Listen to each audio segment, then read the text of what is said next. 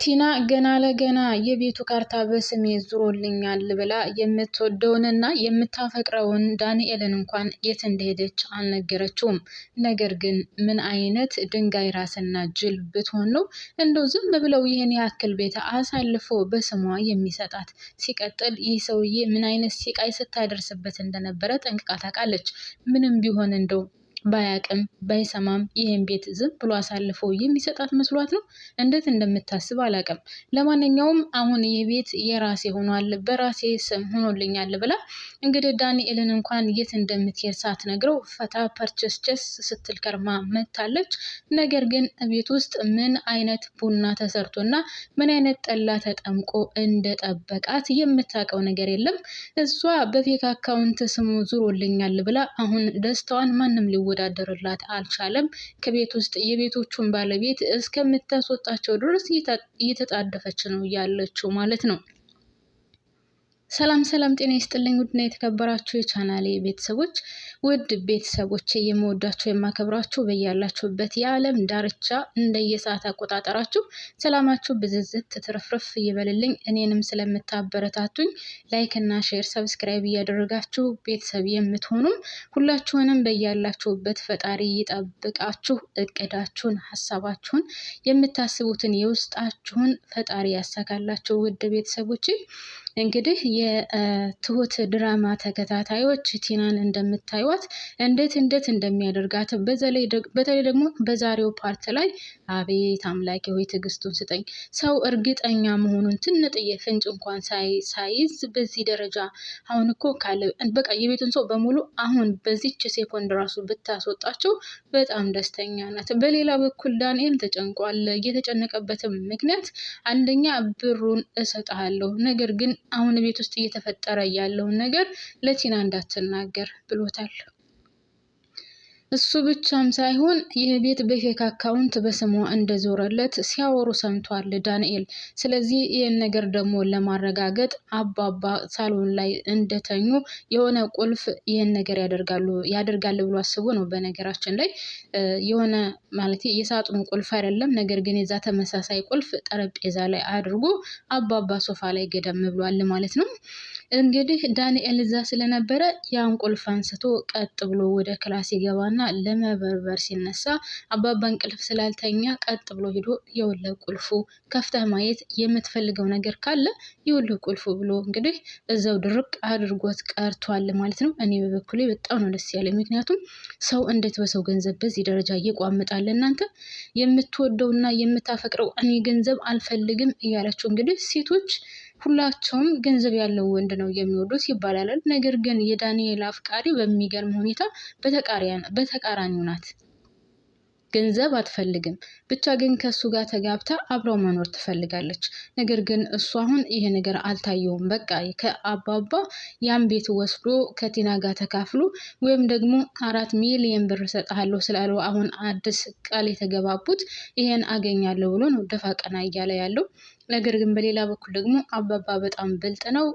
ኤዱን ለካልብ ለማግባባት እና ለካልብ ለማድረግ ደፋ ቀና እያለ የሚገኝ እያለ ነው ማለት ነው።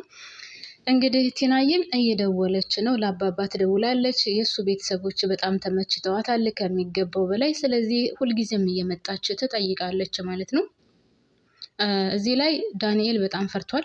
እየሄደ ትሁትን ራሱ እኔ የሚገርመኝ ነገር ደግሞ ምን ታውቃላችሁ ቤተሰብ፣ እየሄደ ለትሁት የሚነግራት ነገርስ ጥንጥዬ ነገር ትፈጠር ሂዶ ለትሁት ጥንጥዬ ነገር ትፈጠር ሂዶ ለትሁት ነው የሚነግራት። እና እሷም አሁን ወደኋላ የምትለው ነገር የላትም። ይልቁንስ ሚስትህን በስነ ስርዓት ብትይዛት ይሻላል፣ ያለበለዛ ከልብ ይቀማሃል፣ የሆነ ጆፌ ጣለባት ይመስለኛል ስትልም እንግዲህ ውስጡን በስጋት ሞልተዋለች ማለት ነው።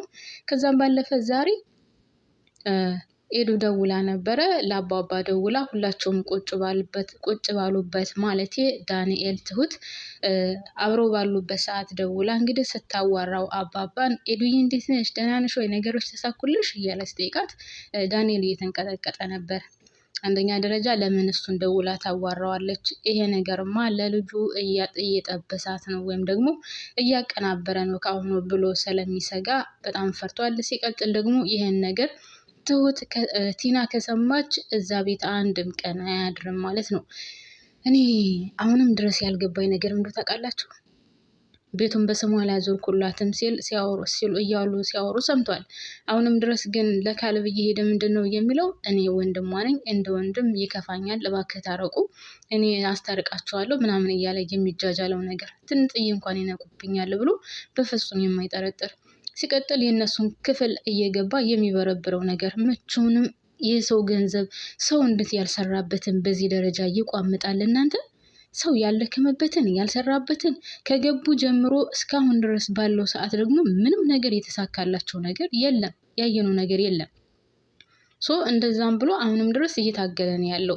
እንግዲህ አባባ በጣም ብልጥና በጣም ስማርት ስለሆነ ምንድነው ያደረገው? አሁን ይሄን ነገር ያወሩትን እሱ ስለሰማባቸው ይህንን ነገር ለቲና ከተናገረ 4 ሚሊዮን ብር ከእጁ አይገባም። አያችሁ እንዴት አድርጎ እስር እንዳደረገው። እሱ ደግሞ እኔ እየፈራውኝ ነው፣ ምክንያቱም ቲናን እንደዚህ ያድርጋታል፣ ምናልባት እኔን ልትዋሸኝ ከፈለክስ ምናምን ሲለው፣ አንተ ምን ያደርገኛል? አንተ እኮ ምንም አላደረከኝም፣ ያደረከው ነገር አለ? አንተ መጥፎ ስራ ሰርተሃን በእኔ ላይ ሲለው፣ አረ በፍጹም፣ ግን እሷን ከዋሸሃት ምናልባት እኔንም ልትዋሸኝ ትችላለህ ሲል እንግዲህ አባባን ጠይቆታል። እሱ ግን በፍጹም አልዋሽህም፣ አንተ ግን ይሄን የሰማኸውን ነገር በፍጹም አሁን ለቲና እንዳትናገር ሲል ያስጠነቅቀዋል። እሱም ያን 4 ሚሊዮን ብር ለመውሰድ እኔ ጅላጅልና ሞኝ አፉን አስሮ ጸጥ ብሏል ማለት ነው። ለቲና እባክሽን ተረጋጊ፣ ተይ እንደዚህ አትሁኝ፣ ጥሩ አይደለም፣ ዝም ብለሽ ሳታማክሪ ወይም ምንም ነገር ሳትናገሪ በምታደርጊው ነገሮች ብዙ ነገሮች ቤት ውስጥ ተበላሽተዋል፣ እባክሽን ቢላትም እሷ አሁን አካኪ ዘራፍ እያለች ነው። ያ ቤት በስሜ ሆኖልኛል፣ ስለዚህ ይህ የቤቱ ካርታ በስሜ ነው፣ ከቤት መንቅር አድርጌ ነው የማወጣችሁ ስትልም እንግዲህ ለትሁት እየነገረቻት ነበር። ትሁት ደግሞ ሁሉንም ነገር ስለምታውቅና ቤት ውስጥ ያለውን ሁሉንም ስለምታውቅ ምን እየተደረገ ምን እየተፈጠረ ያለውን ነገር ስለምታውቅ ምንም ነገር አላለቻትም። ስቃ ነው ዝም ያለቻት። ሁልጊዜ ትፎክሪያለሽ፣ ነገር ግን እስካሁን ድረስ ምንም ነገር ተሳክቶልሽ አያውቅም ስትል መልሳላታለች። አባባንም ሄዳ እንግዲህ እኔ ማንም እንድመክረኝ አልፈልግም፣ ካሌብን መፍታት እፈልጋለሁ፣ ካሌብን ጠልቼዋለሁ፣ ከሱ ጋር መኖር አልፈልግም፣ ሶፋ ላይ ነው የማድረው፣ አስጠልቶኛል እያለችም እንግዲህ አባባ ትነግረዋለች። አባባ ደግሞ እባክሽን ተረጋጊ፣ ትዳር እኮ ነው፣ እንዴት ነው ከሱ ጋር አላድርም የምትይው? እና ለምንድን ነው እንደዚህ የምታደርገው ብሎ ሲጠይቃት ማንም እንድመክረኝ አልፈልግም፣ አንተማ አትመክረኝም ብላ እንደውም ትጮህበታለች። እስከዛሬ ቤቱን በስሟ ሊያዞርላት እስከሆነ ድረስ እግሩ ስር ወድቃ ምናምን የምታዋራው፣ ዛሬ ግን ይህ ቤት በፌክ ወረቀት በስሟ ስለዞረላት ብቻ የራሴ ነው ብላ እንግዲህ ገና ለገና እንዲህ። አቤት አምላኬ ሆይ፣ ሰው ግን እንደው በገንዘብ በዚህ ደረጃ እንደዚህ ይሆናል ማለት ነው። በጣም ነው የሚገርመው። ለማንኛውም ለዛውም አስባችኋል፣ በራሳችሁ ባልሆነ ገንዘብ ለራሳችሁ ባልሆነ ገንዘብ እንዴት እንደዚህ ይሆናል ሰው? በጣም ነው የሚገርመው። ለማንኛውም አባባንም እንዴት እንደምታናገረው ከፍ ዝቅ እያደረገች ነው የምታናገረው። ከዚህ ቤት መንቅር አድርጌ ነው የማወጣቸው፣ ታያላችሁ፣ እኔ ማንም መክሮኝ አያውቅም፣ አንተም ልትመክረኝ አስበህ ባልሆነ እያለች እንግዲህ አባባ ጋርም እየጮኸችበት ነበር ማለት ነው። በሌላ በኩል ካሌብ ከተኛበት አልጋ ወይም ከክላሳቸው ገብታ እኔ ካንተ ጋር መተኛት አልፈልግም፣ ካንተ ጋር ያለኝ ፍላጎት ካለቀ ቆይቷል፣ ስለዚህ ካንተ ጋር አልተኛም፣ ሶፋ ላይ ነው የምተኛው ስትለው፣ እሱም በቃ ደስ እንዳለሽ እኔም እኮ ልነግርሽ ነበር፣ ነገር ግን አንቺ አስቀድመሽ አመጣሽው ወሬውን፣ ስለዚህ እንኳንም ተናገርሽው፣ ሂጂና ሶፋ ላይ ተኝ፣ ምንም ልልሽ አልችልም ይላታል። እሷም እንዴት እንደዚህ ብቻ ትለኛለህ? እንዴትስ ሂጂና ተኝ ትለኛለህ? በቃ እንደዛ ነው የምትለኝ ስትለው፣ እና ምን ሊያደርግሽ ታዲያ? ያንቺ ፍላጎት እኮ ነው። ሲቀጥል የኔ ያክል ጊዜ ከውጭ ቆይተሽ መቼስ ከኔ ጋር አትተኝም አይደል ነበር ያላት። አው ለነገሩ እውነትህን ነው፣ ካንተ ጋር ያለኝ ፍላጎት ወይም ፍቅር አልቋል ብላ ሶፋ ላይ ታድራለች። እሱም ምንም አላላትም።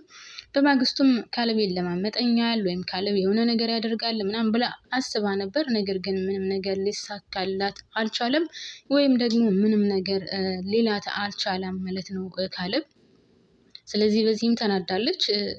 ቅጥል ነው ያለችው። ምክንያቱም እሷ በአፏ ወጥቶ ሂጂ ማለት አልፈልግም ስትለው፣ እባክሽን አሽ ቅዳሜ ከኔ ጋር አደሪ፣ እኔ እኮ እወድሻለሁ፣ እኔ እኮ አፈቅርሻለሁ ምናምን የሚላት መስሏት ነበር። ነገር ግን ይህ ነገር አልተሳካላትም።